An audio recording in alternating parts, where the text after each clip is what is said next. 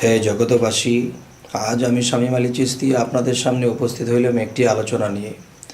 সে আলোচনাটি হলো যে এই পৃথিবীতে যারা মুক্ত না তারা পরকালেও মুক্ত নয়।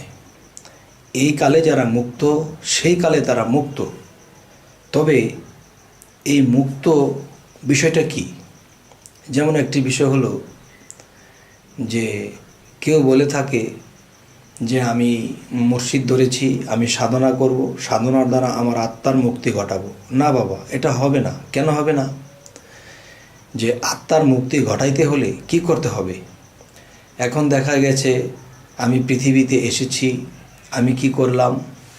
মুর্শিদ ধরার পরে সাধনাও করি, আবার বিভিন্ন ব্যবসা বাণিজ্য করি বা সংসারও চালাই, সব কিছু করতেছি, কিন্তু এর মধ্যে দিয়ে আমার 6টা রিপু সবসময় খাড়া আছে। এরকম যে আমার একটা রিপু বলতেছে যে ওই নারীটা সুন্দর, বা হয়তো নারীর সাথে খারাপ কিছু করা হয়নি কিন্তু মনোবাঞ্ছা করেছে।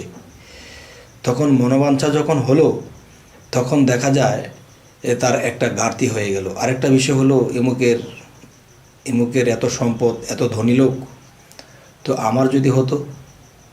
তখন দেখা যায় যে এই যে একটা আশা করলো। তো আরও একটি বিষয় হলো যে সংসারে যাই কিছু আছে এই দিয়ে চলে, কিন্তু দেখা যায় আরও কিছু করার জন্যে দাবাদাবি করে, আবার সাধনাও করে, আবার মুর্শিদের কাছেও যায়। তখন কি হবে? তার এই সাধনা কাজে আসবে না। তাহলে দুনিয়াতে যার অনেক সম্পদ আছে সেই সম্পদের দিকে লক্ষ্য করে কিভাবে সম্পদ রক্ষা হবে, আবার চিন্তা করে কিভাবে সাধন করলে আত্মার মুক্তি হবে। তবে দেখা যায় বাবা, যখন আপনি পূর্ব দিকে তাকিয়েছেন তখন পশ্চিম সাইড নেই, যখন আপনি পশ্চিমে তাকাইছেন তখন পূর্ব সাইড নেই। তার মানে আমি যা পিছনে দেখি না তা আমার জন্য নেই। তো এই জন্য বলি যে আমি যে কোনো একদিকে তাকাতে হবে। যেমন হজরত ঈসা আলাইসাল্লাম বলেছে, নাঙলে হাত দিয়ে যারা পিছনে তাকায় সত্যই বলিতেছি তারা পথ হারাবে। তো এই জন্য আল্লাহমুখী যে হয়েছে, আল্লাহর দিকে তাকিয়ে থেকে আমি যখন চলতে থাকব, তখন পিছু ফিরে যখন আমি তাকাবো না, তখন সেটা পিছনের বিষয়টা আল্লাহ নিজেই দেখবে। আর আমি যখন আল্লাহর দিকে এক চোখ করেছি, পিছনে আবার চোখ করেছি, তখন একদিকে চাই আরেক দিকে নাই, ওদিকে চাইলে এদিকে নাই। তাই আল্লাহ মানুষকে সামনের একটা সাইডে চক্ষু দিয়েছে, পিছন দিয়ে দেয়নি। কারণ যেদিকে মানুষের রূপ করবে সেদিকে অগ্রসর হবে, এবং সেই সাইডটি অগ্রসর হবে, সেই সাইডটি সে উন্নত করবে। যদি কেউ দুনিয়ার ধন সম্পদের জন্য লেগে যায় তো হয়তো একদিন ধন সম্পদ হয়ে যায়, কিন্তু কেউ যদি সমস্ত দুনিয়াবি সমস্ত ত্যাগ করে বলতে কি, দুনিয়ার লোভ লালসা ত্যাগ করে যখন আল্লাহর দিকে রওনা দিয়েছে, তখন সে একদিন আল্লাহকে পায়। তবে হে জগতবাসী, যে যারা এই কথাগুলো বলে তাদের জন্য আজকে আমার এই আলোচনাটি, যে বলে থাকে যে আমরা মুর্শিদ ধরেছি, আমরা সাধনা করি, আমরা মৃত্যুর পরে আত্মার মুক্তি নিয়ে নেব, আমাদের আত্মার মুক্তি হয়ে যাবে।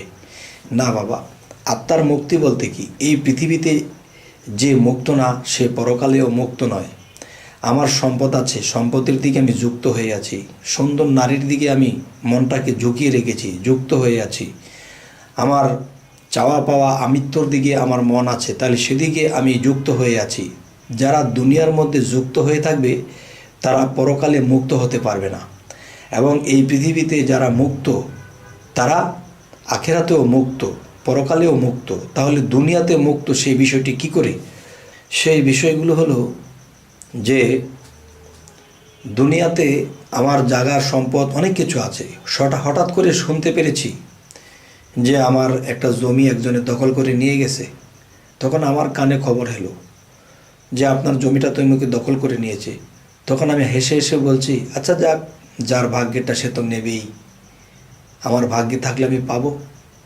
কিন্তু এই কথা বলো, কিন্তু তিনি বিচলিত হলো না, তার মানে সেই সম্পদের সাথে সে যুক্ত নয়। আরও একটি বিষয় হলো, সে একটি কাজে দেখা গেছে বরিশাল গিয়েছে বা ময়মনসিংহ গিয়েছে ঢাকা থেকে, হঠাৎ করে একটা ফোন তার কাছে গেল যে আপনি কোথায় আছেন? যে বাবা আমি একটু বরিশালে এসেছি একটা কাজে। তখন বলল আপনার ছেলেটা তো মারা গেছে, ওহো, ছেলেটা মারা গেল, আচ্ছা ঠিক আছে, তোমরা দাফন কাফনের ব্যবস্থা করো, আমি আসতেছি, আমার আসতে একটু দেরি হতে পারে। তাহলে উনি যে শুনলো যে উনির ছেলেটা মারা গেছে, তখন কিন্তু সে একটু বিচলিত হলো না, এবং তিনি কান্নাকাটিও করলো না, এবং সে বলতেছে যে আমি আসতেছি। তাহলে তার মানে কি, এই পৃথিবীতে তার সন্তানাদি আছে, তার সম্পদ আছে, এই এই সম্পদের প্রতি এবং সন্তানাদির প্রতি তার ওরকম মায়া মহব্বত নেই। শুধু একমাত্র মায়া মহব্বত আল্লাহকে পাইতে সে নিজেকে কুরবান করে দিয়েছে। তার মানে আল্লাহ যদি বাঁচিয়ে রাখতো, তোর বেঁচে থাকতো, আমি চিৎকার দিলে তোর আসবে না। তবে কি সে চিৎকার যে দেবে, কিন্তু বলা হয়েছে হাসরের দিন আমার ছেলে আমাকে চিনবে না, আমার মা আমাকে চিনবে না, আমার বোন আমাকে চিনবে না, আমার স্বামী আমাকে চিনবে না, আমার স্ত্রী আমাকে চিনবে না। তাহলে সেই দিন আমাকে কে চিনবে?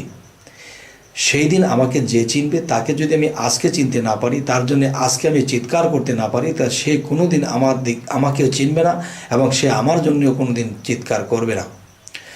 তবে যাদের জন্য আমরা চিৎকার করব, তারা কিন্তু আমার কোনো কাজে আসবে না। যাই হোক, সেটাও কোনো কথা নয়। এখানে মূল বিষয়টি হলো যে প্রেম ও ভয় ভক্তি সমস্ত কিছু আল্লাহর প্রতি যারা রুজু করে দিয়ে দিয়েছে, যখন বলা হয়েছিল যে হে আল্লাহ, আমার যা কিছু আছে এবং না আছে সমস্ত কিছু তোমার চরণে দিয়ে দিলাম। এখন যদি আমি কেঁদে দিই, এখন যদি কেঁদে বলি যে আমার সন্তানটা মরে গেল, আমার সম্পদটা নিয়ে গেল, আমাকে এমুকে অসম্মান করলো, তাহলে আল্লাহর কাছে আমি আটকে যাব। আল্লাহ কি বলেছে? আল্লাহর কাছে কি বলেছি? আল্লাহ, আমার বলতে কিছু নেই, সমস্ত কিছু তোমার চরণে, তোমার কুদরতি চরণে আমি লুটিয়ে দিলাম। তখন দেখা যায় যে আল্লাহর কুদরতি চরণে যখন আমি সমস্ত কিছু লুটিয়ে দিলাম, তাহলে আমি তো আল্লাহর, আমার যা কিছু আছে তাও তো আল্লাহর, এবং আমিও তো আল্লাহর।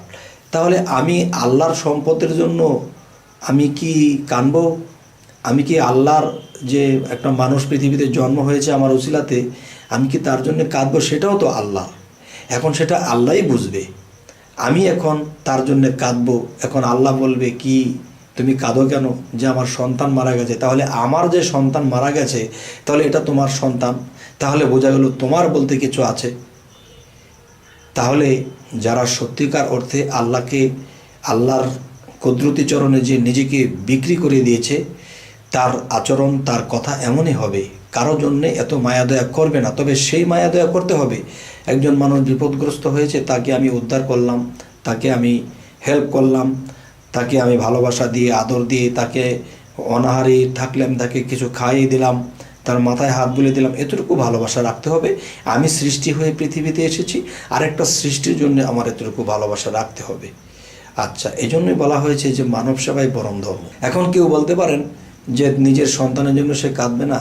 নিজের সন্তান কই? যেদিন সে আল্লাহকে নিজেকে নিজের সমস্ত কিছুকে অর্পণ করে দিয়েছে আল্লাহর কুদরতি চরণে, তখন সমস্ত কিছু তো আল্লাহর হয়েছে। এখন আল্লাহই বুঝবে যে সে মৃত্যুবরণ করলে কেন, এবং মৃত্যুবরণ করার পরে তিনি কোথায় যাবে, এবং আল্লাহর সম্পদ এখন আল্লাহ বুঝবে।